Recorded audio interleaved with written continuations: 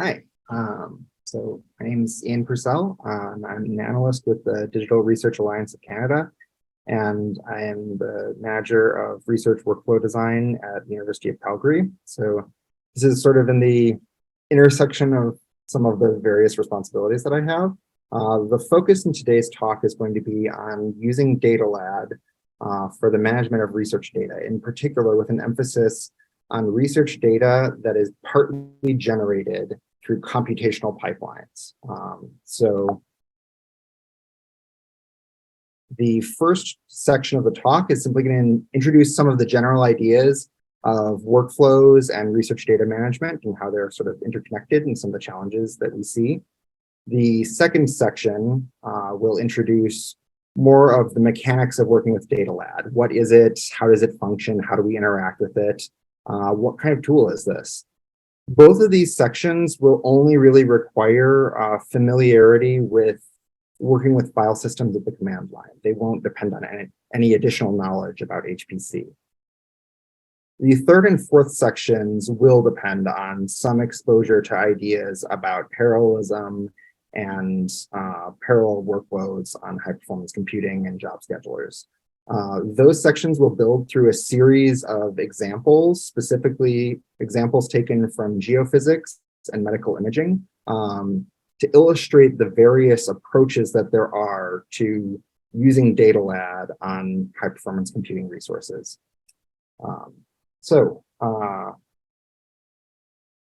When we are thinking about getting our data organized, sometimes we work on projects where you have a big custom database designed in advance, data is collected directly into it, that's your starting point. This is not tremendously typical. While some projects have this level of organization at outset, most will organize data using files and directories early on. And this is partly because oftentimes collection protocols are evolving over the early stages of a project. And so it's only later that you begin to talk about, well, what do we do with all this data? How do we put it into a useful form?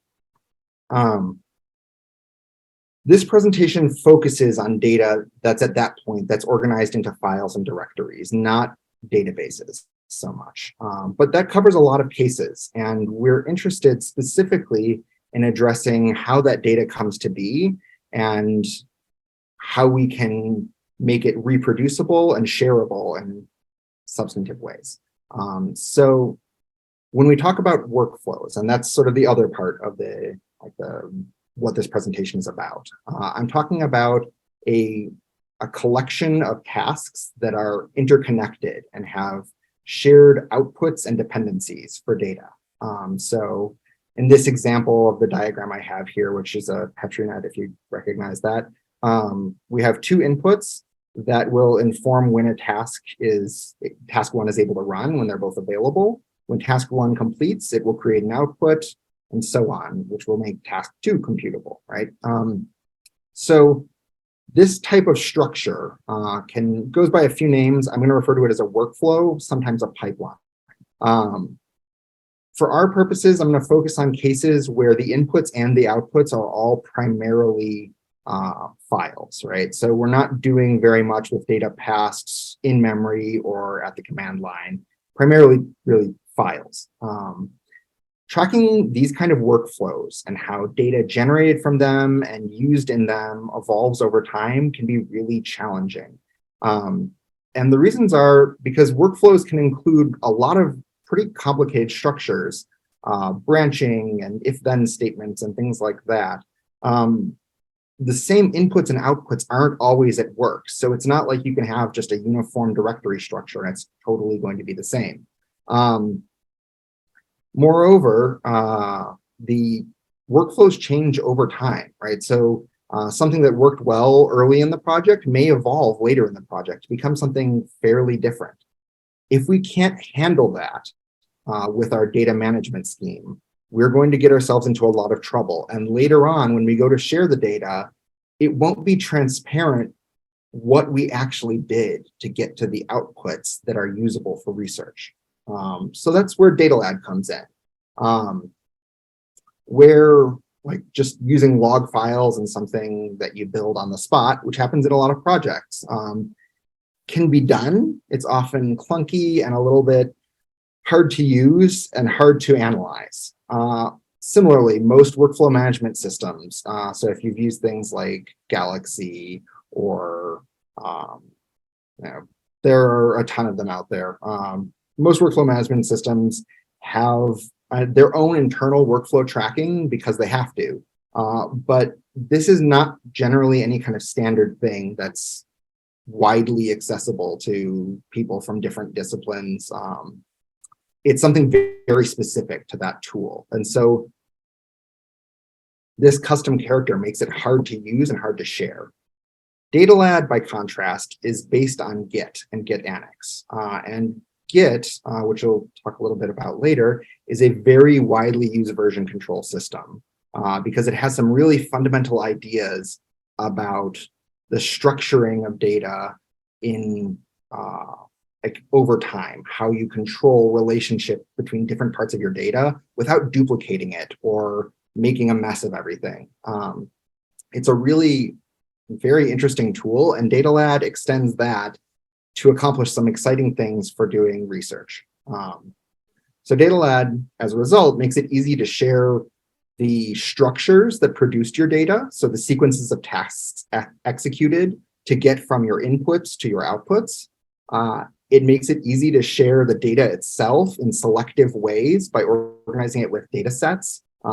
And it makes sharing just the history, just where it came from exclusively without sharing the data easy, which is important because there are a lot of situations where you want to analyze how data came to be, and you don't need to have the 300 terabytes of data on hand. You need to analyze it and grab what you need. And that's where DataLad really shines. And so I'll try to highlight that as I go through this. But as we move, and all of this applies to DataLad anywhere that you use it, but as we move from working on a personal computer to working on a high-performance computing system, like any of the Alliance sites, the parallel nature of computing, what you get an advantage from working with HPC resources, creates some interesting challenges when working with DataLad, and I'll explain why as we go. But there are ways around this, but this information isn't widely available. If you look through many of the great resources out there, like the DataLad handbook or presentations people have given out of NIH, there's a lot of information about DataLad, but not much about using it on HPC. So what is DataLad? This is sort of our starting point. And again, in this section, it should be followable without knowing much about parallelism.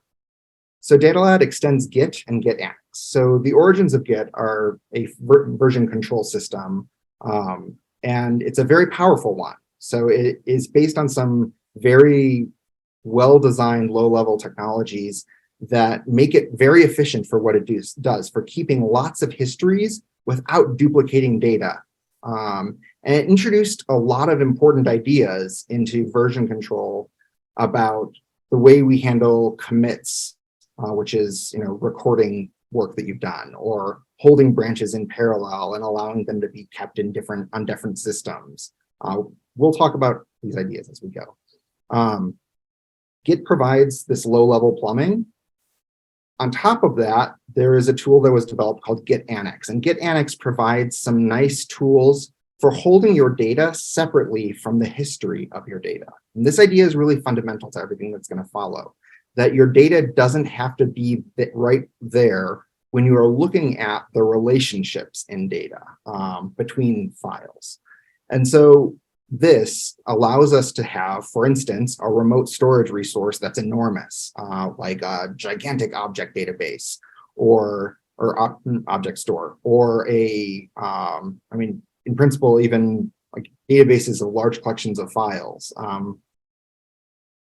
Lots of different ways of storing data can be annexed to your local system.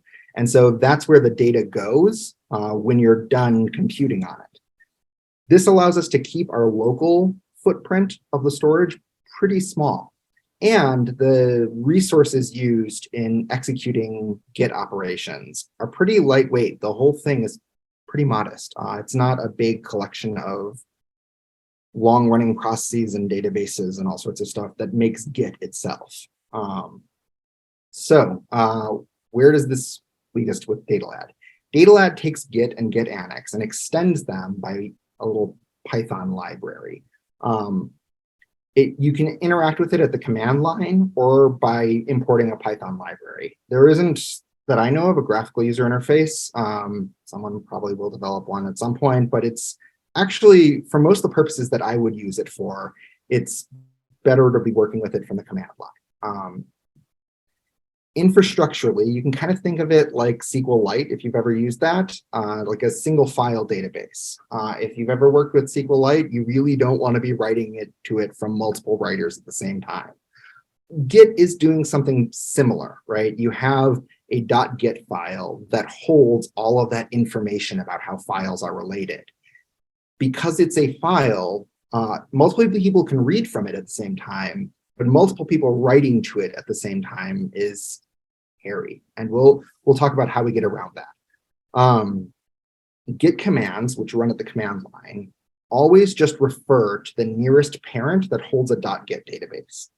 So, if I move in among my directories to someplace and I run a git command, if there is a parent or ancestor in the file tree that holds a .git database, that's the database you'll be operating on. And we'll see what this does and its importance as we work. Access to Git, Git Annex, and DataLad are all provided by command line executables. I'm going to skip over the installation kind of things. There's a lot of good resources on this, and just kind of get into conceptually how we work with this. So some core DataLad concepts. The first one is Dataset Creation. So datasets are a DataLad database, and that tracks some of this history of what you've done with your data and a collection of data underneath it that's tracked.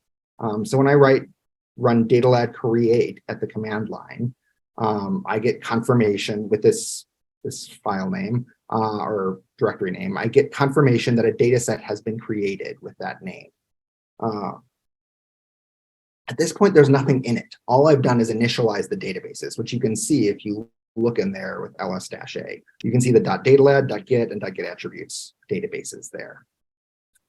If I change into it, then any commands I run from there will refer to that database.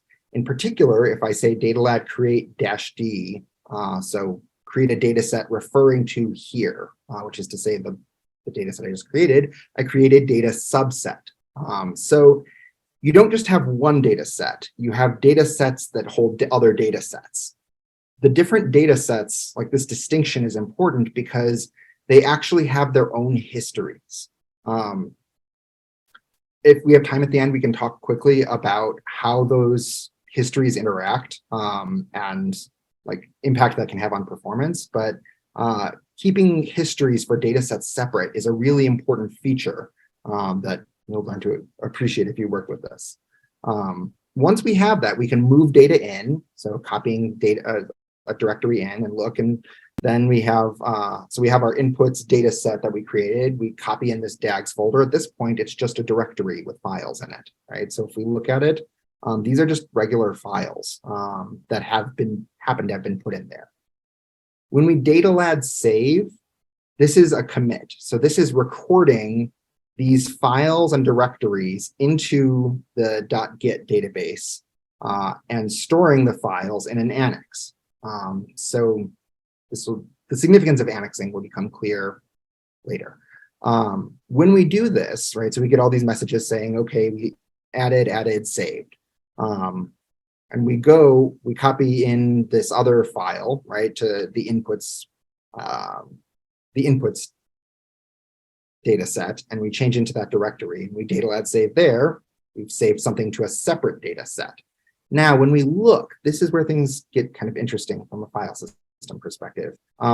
What's stored there once it's saved is a link, and it's a link to something stored somewhere else in the file system.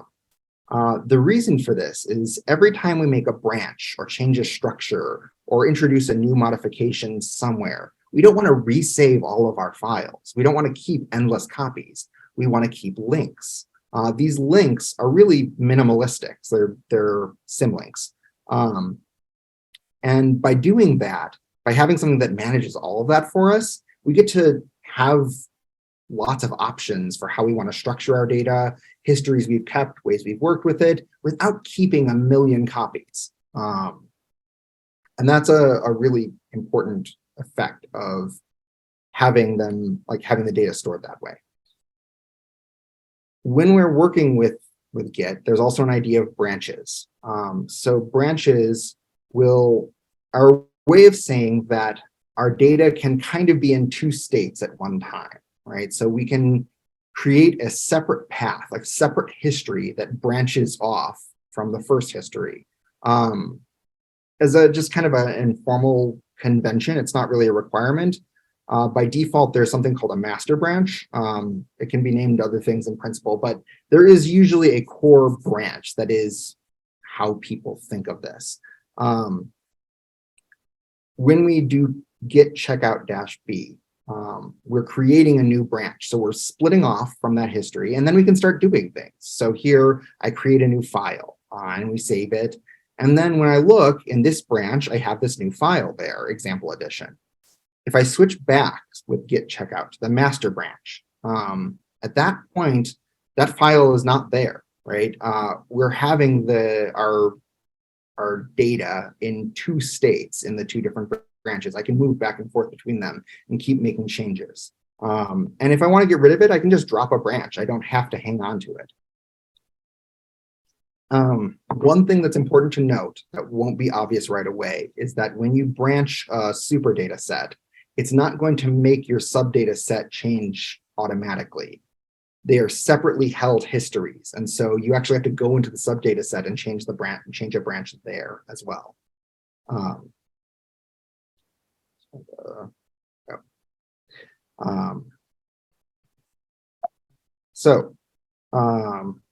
When we're editing, there is an additional subtlety that comes with using annexes. So we talked about annexes being able to store data remotely in principle. If I don't pass any configs to my DataLad database initially when I set it up, it will be set up with an annex locally by default. What that means, if I DataLad save something, so I save this example edition, and then I want to write something in there. So I try and write some new text into that file. I'm going to get a permission denied error. And the reason has to do with the fact that it is actually annexed. I cannot write directly into it via that link, because in principle, the annex doesn't have to be local. And you can't just follow that back and modify files. So to make changes to it, you have to unlock that annexed file. So that's what this git annex unlock does. It makes the file, it restores the file to being a regular file in your file system. And then I can modify it just fine. And when I save it, it gets pushed back to the annex. This is a little bit of a clunky process. It's not very natural, but there is a rationale behind it. So there is an option called text to git that allows you to create a configuration such that things will always be saved to the Git database and not to an annex. This is a good idea if you have frequently edited or executed files, because your workflow itself, you might be actively updating and adding new tasks and running it, in which case you don't want it to be annexed. That has to stay local. In that case, it's a good option to pass. But when you're dealing with data, frequently the way we work with data is we generate an output, and then we won't modify that output further. We will generate another derived output from that, right? So we don't keep changing something once we've saved it to the DataLad database.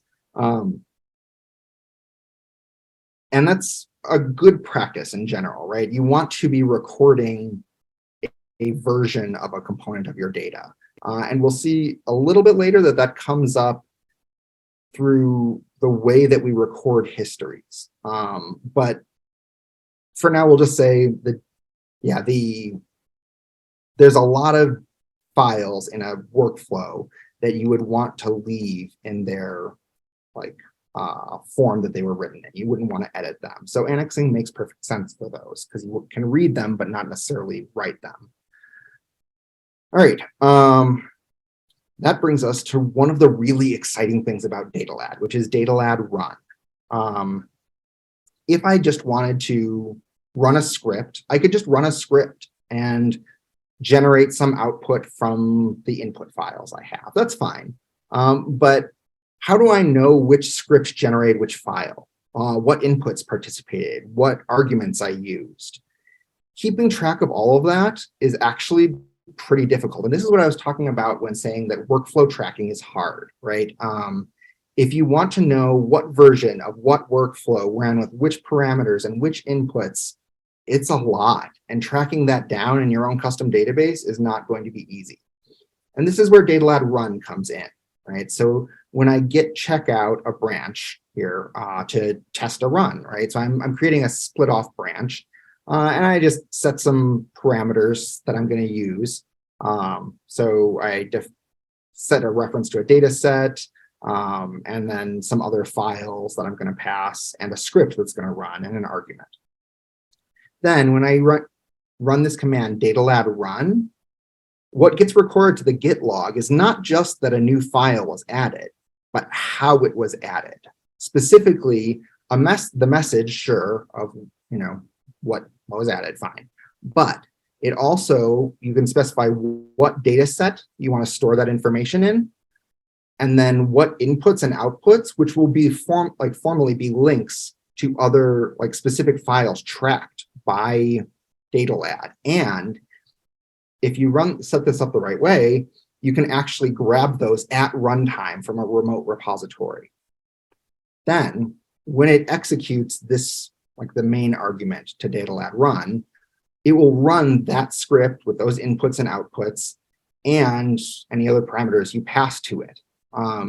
All of this gets recorded in your git log, and you can go back and see where it came from. But not just that, it's in a form where if you use another command, DataLad Rerun, you can re-execute that to produce the same output again. The process becomes reproducible. And this is a really big deal for a lot of things. There are lots of pipelines that have an enormous number of intermediate files that you don't necessarily want to hang on to, right? You can reproduce them from your inputs at any time, and they are enormously expensive storage-wise. So why would you keep that if you don't need them? So you can generate them, store the associations between tasks that execute, and then drop them, right? This way, you can rerun them later and regenerate them if you need them. And it's not a ton of work to figure out how you made them in the first place. All right, so that was a big idea. We'll use that later. Git merge, it kind of connects back with both this branching and running. If we do a bunch of work in a branch, there are times when we'll want to bring it back into the history of a second branch. So the example I'm going to work with here, which is a little bit silly, but my colleague shared with me this geophysics workflow that they wrote, and they had written it in Apache Airflow, which that's something they work with comfortably. I don't use it that often, so I want to rewrite it in Prefect. So I decide to get rid of one from my environment, and I install the other, and then I decide to check out a branch for transitioning my the code to Prefect. After I've checked this out, I can look around and see what the state of my files are. There are all these things here, the PyCache and these pipelines and some tasks and utils. I know what I need to write. So I'm just going to remove all of these to get a clean slate. So I remove these files, and then I create three new files, just this DataLad utils file, a geoutils, and a new pipeline that I'm writing. It takes a while to sort things out and get it rewritten in a workflow language that I'm comfortable with. And then I DataLad save. You get a ton of lines of deletes and saves, and it's all tells you basically what you did. And that's all fine and dandy, but all this work was in a branch, and other work may have been going on in other branches that got pushed back to the master branch. At that point, I want to replace the central branch, the master branch, with this new version that, I want to keep all of any data added to the master branch from other things, but I want to rewrite the pipeline so that that's the one everyone's using. What I can do is use a command called git merge. So in this case, what I'm going to do is pull in any changes from the master branch, preferring the local files, the ones I've written. And it turns out no one's done anything, right? So that's fine. And then I check out the master branch, so I switch back. And once I'm on the master, I can merge in the transition to prefect branch, and it does what's called a fast forward. So it just applies all of my changes, and I arrive at the master branch, so the one anyone's going to be using, having my new pipeline written in it. And this is a really handy thing to do. Merging allows you to have not just histories that endlessly branch out, but histories that collapse back down, that reintegrate as needed. And this is a kind of flexibility in version control systems that is really useful in practice, so that changes can be made in parallel and then merged back together in a sensible way. And we'll see that this has real implications for parallel work. Finally, we get to the idea of like a DataLad or Git push. This is where annexing really becomes powerful, is that with a push, if we have stored a reference to a remote repository on another file system, in an S3 bucket, be careful about that one,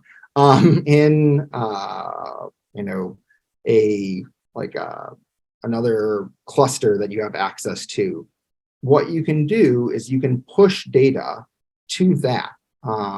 So there are multiple ways of doing this. Git push just pushes the history, like the history of updates. DataLad push, data nothing, sends that history along with all the links, like all the references to remote files. And DataLad push data anything sends all the annexed files as well, right? So you can update a sibling is what we call them, with all the new files you've generated and then drop them locally. So that's where I talked about this with DataLad run. You can push all that somewhere where you can get it back, and then you don't need to keep it. So local work, like work in your own local decentralized repository, doesn't have to be the same as the repositories everywhere else. So you can minimize the number of copies you keep of data, or you can keep multiple copies if you're using it for a backup. All right, so here's where we get to talk about parallelism. We're going to start with what I would call a serial-ish case, because I do some light parallelism in the first part of it, and then we will build to a more complicated distributed case. So when we talk about Git, Git is not, strictly speaking, thread safe for updates on that .git database. So if you're changing your history specifically, right, you're changing the list of things that have happened, and two things try to write to it, you run the risk of having the history get corrupted, and that would basically break everything.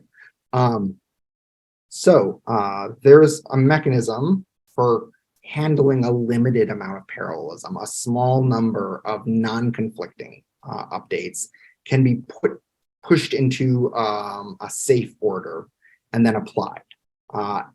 There are bounds on this, and I'll get to that later.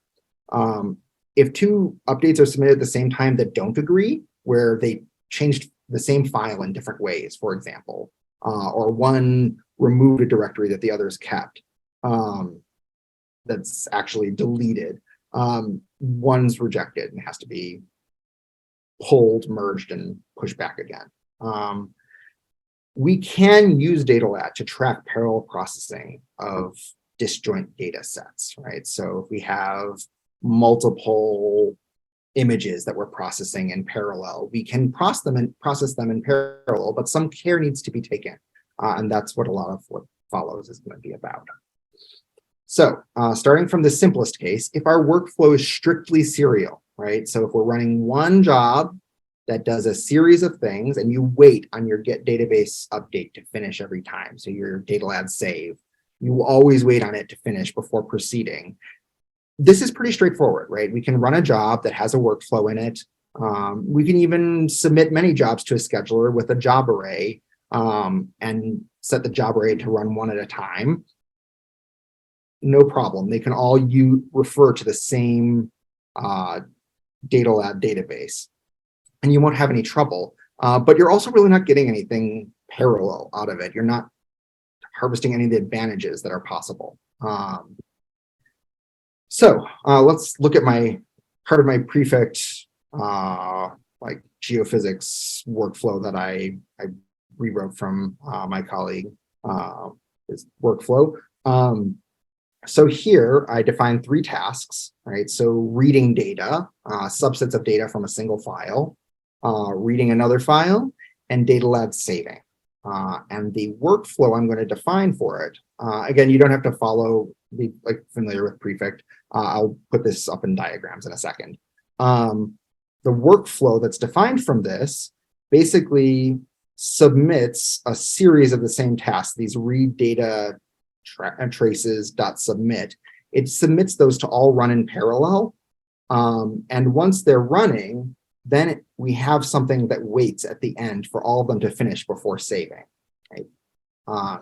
So what it looks like is basically this, right? We have an input file that will be read differentially by some n readers. Each of those will be started up as a task, and they'll output a temp trace file for a subset of the data. And then once all of them are done, we will DataLad save. This is essentially the strict serial version that I'm talking about. Lots of things are happening in parallel, but the DataLad save doesn't happen in parallel. It only happens once everything finishes. The whole process blocks on that moment where you DataLad save. That's fine, right? There, we're not going to see any trouble. A later part of the pipeline does smoothing in parallel and saves in parallel. And here you have a problem, all right? So I'm taking these temp trace files, I'm smoothing that subset of the data, writing out those smooth traces, and then saving. But I'm going to save in each of these like parallel components. What happens? So how do the parallel commits resolve? It depends on how many of them you have. So as a certain amount of serial ordering that it does sort of arbitrarily, up to a limit. I personally have seen evidence of it up to about 10 things writing at the same time. According to the researchers on the Fairly Big project, if you talk to them, it's around 1,000 that it starts to fail rather spectacularly. So somewhere in there, you're going to start to have problems. So for small amounts of parallelism, it really isn't a big deal. And the parallelism here I'm talking about is in overlapping of those DataLad save processes. If everything else happens in parallel and then the DataLad saves are staggered, you're fine. The question is, how do we stagger that, right? So here, it's being staggered by Git. This is the output of this is the direct evidence I was talking about. This is the output of me running this prefect with a concurrent scheduler. And basically, you can see it submits the task for execution, and then you get some terrifying warnings that talk about like unable to create a lock on files. Some more time passes, about 9 seconds in total. And at the end, you see that all the files actually saved just fine, right? But there's a limit to how well you can do that. All right. So we're going to move on to another example, one from medical imaging, where we really do need to think about job scheduling explicitly, all right? And we'll see why as we go through it, right? So this is one where we're dealing with diffusion imaging, and we have as inputs the BVEC, BVAL, and NIFTY files that we'll use to analyze our diffusion imaging. And what we want to do is detect outliers, remove them, do some distortion correction, and then some motion correction to get out a clean final version of the diffusion imaging. And this is going to involve a call to eddy, a call to top up, and a call to eddy again. The thing to know about this is that eddy works great on GPUs, and it doesn't take very long if you're running it on a GPU. If you run it with OpenMP, it takes a long time. But if you run it on a GPU, 25 minutes or so, right? Top up takes a long time. It runs serially, and it's going to take about 10 hours.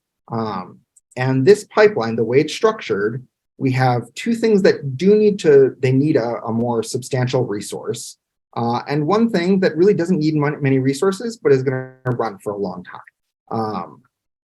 The ways we could submit this, we could submit one job on a GPU node and just have it run for 11 hours per subject.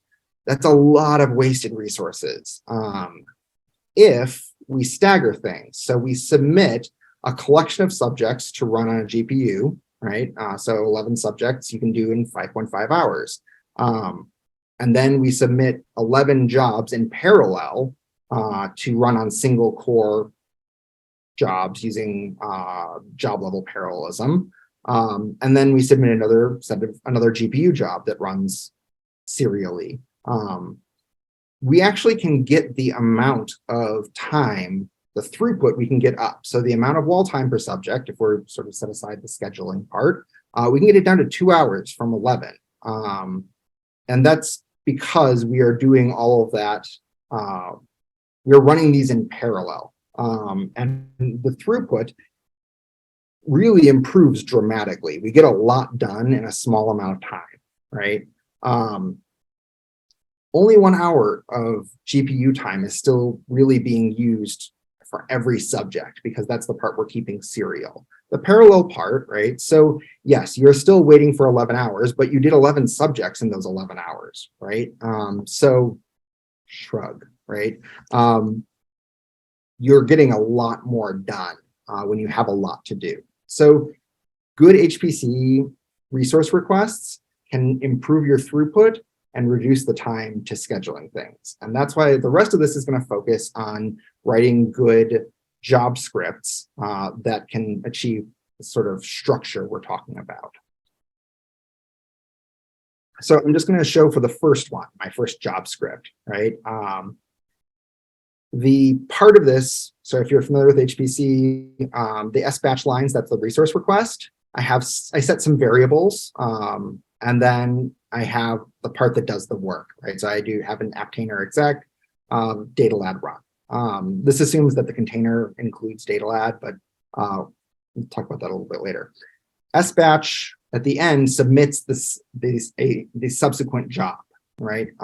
So here, this is just the straightforward version, right? So I'm going to do a collection of subjects, and then basically, or I'll do a subject and then submit it to SBatch to carry out the next part. Here, I'm not going to get any higher throughput because I'm just doing everything serially, but I'm improving the utilization of the GPU nodes because I'm not using a single GPU node for the whole thing. I submit another job, it carries on. A little bit fancier version uses a subject list, and it does, for each of the subjects in the subject list, it does the GPU computation and then submits the job part that can run in parallel that takes a long time. So we have these overlapping chunks of the single threaded part, the top up that's going to run. And that gets us this improvement in throughput. And the fact that they're submitted with a 25-minute offset means we might actually avoid concurrency issues altogether, as long as we're only doing one of these batches at a time. So that's where we run into a problem. This is fine if I'm trying to gain some parallel benefit for 10 or 20 or 40 cases. If I'm dealing with 10,000 cases, it's a different situation. and this is not going to help me. So that brings us to the distributed case. We're running a little bit low on time, so this is going to be faster than maybe is ideal, but Fairly Big is a really important paper for thinking about this that developed some ideas around the reproducible processing of large-scale data, and specifically for HPC and HTC, like high throughput computing. There's a GitHub for it. You can find the paper in the Science Data, the Nature Journal, and it's up on bioRxiv. And it's a really solid paper. It takes a little bit reading to get through, but it's well worth it. So the remainder of this talk is going to outline the core ideas to that as I see them. So here, the scheme we're using for this is different from anything we've done so far with DataLad.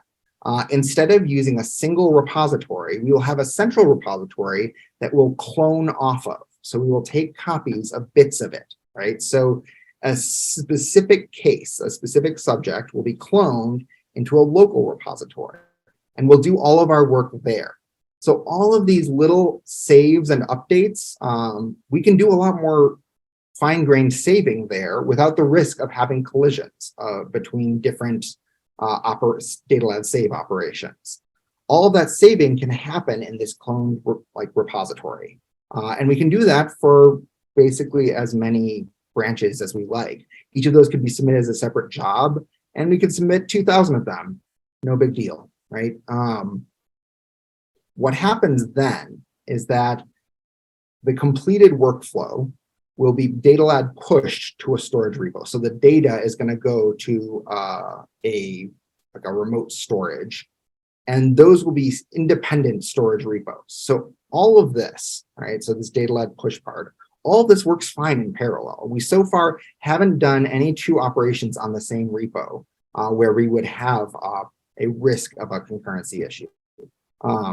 The concurrency bottleneck that remains is we still have to push those histories back to the central DataLad repo so that we can then find all of those files on the other repos, right? So there we do a git push, right?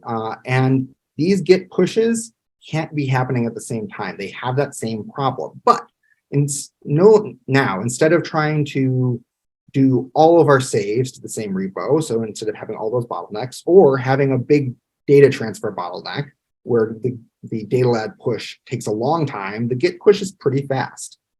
We have a very small set of things that we have to serialize. Our set is the same size, but the things are smaller, right? The amount of time it takes to do and the number of them, we don't have as many operations that we're trying to juggle to get into a serial form.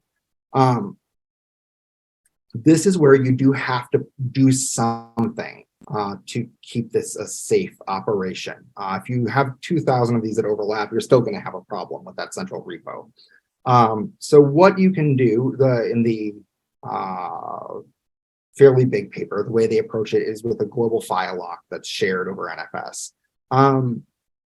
These can be troubling over NFS. NFS is eventually consistent, but has some quirky behavior. When you have a lot of things grabbing and releasing a lock, you can have some weird stuff happen that are a problem on parallel processes. It's not a great way of blocking. There are other approaches to enforcing an order here with things like message queues or any number of different tools that have been developed over the years for forcing things into a serial order consistently among a large collection of inputs. So there are a lot of tools out there. The one that we have a concrete example for in Wagner it's not necessarily the best one. There's a lot of other approaches we can try out with this, but the core idea still reduces the problem to a very small problem from a very big problem. So this is a version of that has all of the git check, the branching and pushing data and all of that as it's presented in the Fairly Big paper. The improvements I've left out, just to bring these to your attention, there's a DataLad containers run command that simplifies this a lot. There's some other stuff you need to know about registering containers and setting parameters in a config. that I didn't want to get into. But there's a better way to do this. We can do batch size optimization, and it requires thinking about what we want from our data sets. And we can also make that history more fine-grained because we're doing those operations locally. We don't have to call DataLad run on a single script. We could actually do it on each component element of the script and record individual tasks and even drop those files afterwards. Finally, we can automate the git merge and git annex file system check that have to happen at some point in this process if we use the fairly big scheme. All right, and that was all of the main things I wanted to cover today.